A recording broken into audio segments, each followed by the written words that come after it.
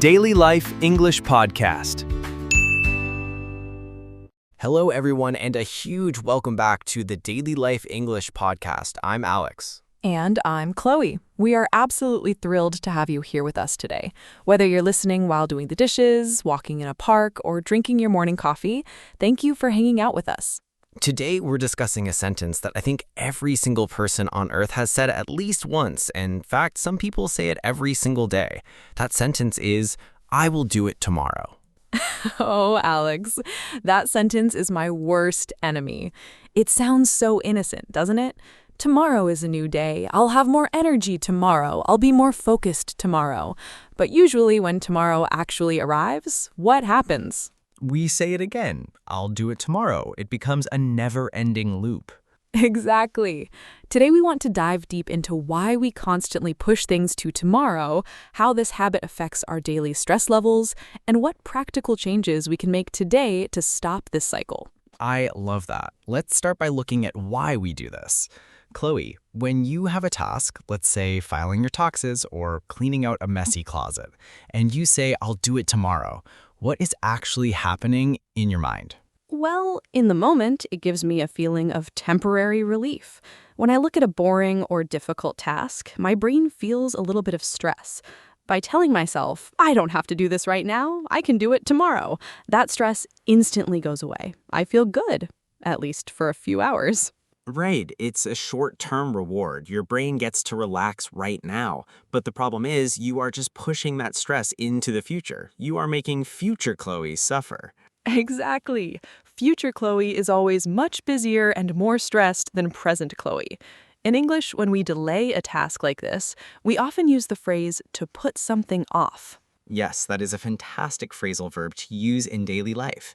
To put something off means to decide to do something at a later time. For example, I put off going to the dentist for 6 months because I was scared. Another common way to say this is to postpone. They mean the same thing, but put off is much more common in casual spoken English. So why do we put things off? I think one major reason is that we overestimate how much free time we will have tomorrow. We think, tomorrow I will wake up early, I will have endless energy, and I will perfectly complete this task. We create a fantasy version of tomorrow. That is so true. We assume our future self will be a superhero. But in reality, tomorrow we will probably feel just as tired, busy, or unmotivated as we do today. Absolutely. And there's a real psychological danger to always saying, I'll do it tomorrow. It creates a heavy mental burden. Even if you're sitting on the couch watching a movie, in the back of your mind, you know you're avoiding that task. You can't truly relax. I completely agree. It's like a dark cloud hovering over your free time. You feel guilty. So the relaxation you get from putting off the task isn't even high-quality relaxation. It's guilt-ridden free time. Wow, guilt-ridden.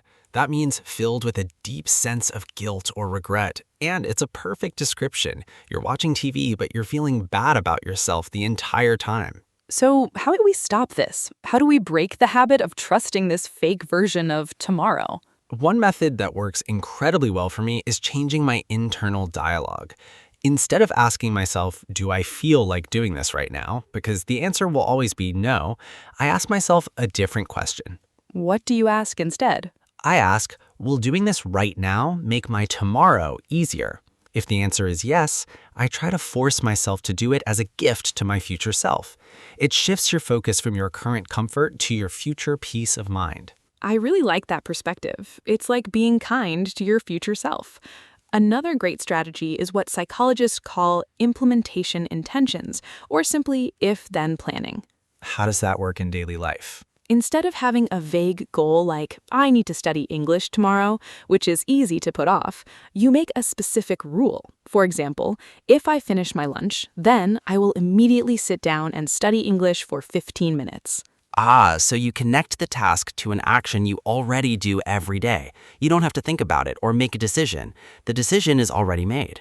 Exactly. It removes the opportunity for your brain to say, maybe I'll do it later. When lunch is over, the timer starts. That is brilliant because it reduces what we call decision fatigue. By the end of a long day, our brains are tired of making decisions. That's usually when we give up and say, I'll just do it tomorrow. If you automate the decision, you save your energy. Another thing that helps is removing friction. Friction means anything that makes a task harder to start.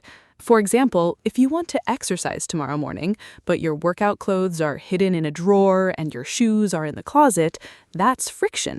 Your lazy brain will use that as an excuse to stay in bed. Right, but if you lay your clothes and shoes right next to your bed the night before, you remove the friction. It's right there. You just put them on and go. Exactly. You have to make the good habits easy to start and the bad habits hard to start. If you want to stop checking your phone while working, put it in a drawer across the room.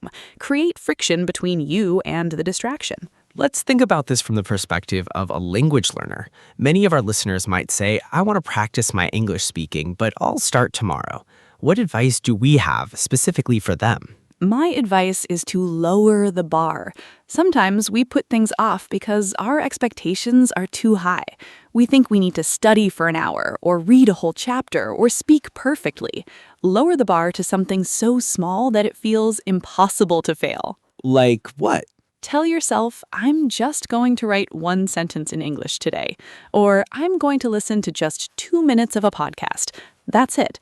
Once you complete that tiny goal, you feel a sense of achievement, and quite often you'll find yourself doing more than you planned. Yes, action creates motivation, not the other way around. You don't wait until you feel motivated to start. You start, and then the motivation shows up. Let's do a quick recap of the main points we discussed today to help everyone remember. Saying, I will do it tomorrow, only gives us temporary relief, but increases our future stress. We put things off because we create an unrealistic superhero version of our future selves. To fight this, ask yourself if the action will make your tomorrow easier. Use if-then planning to connect new habits to existing daily routines. Reduce friction by preparing your environment the night before. Lower the bar. Start with a goal so small that you cannot say no to it. That is a fantastic, actionable wrist, Chloe. Thank you, Alex. Now, before we say goodbye, we have a challenge for everyone listening to this episode right now. Yes, do not say, I will do the challenge tomorrow. Do it today. Think of one small thing you've been putting off. It could be sending a message, cleaning a desk, or reviewing some English vocabulary. Do it right now as soon as this audio finishes. It will take less than 5 minutes, and you will feel amazing afterwards. Thank you so much for tuning in to the Daily Life English podcast. If you enjoyed this conversation, please hit that subscribe button, give us a thumbs up, and share this video with a friend who loves learning English. We love reading your thoughts, so leave a comment below letting us know what task you completed today instead of waiting for tomorrow. Have a productive, wonderful day, everyone. See you next time. Bye-bye.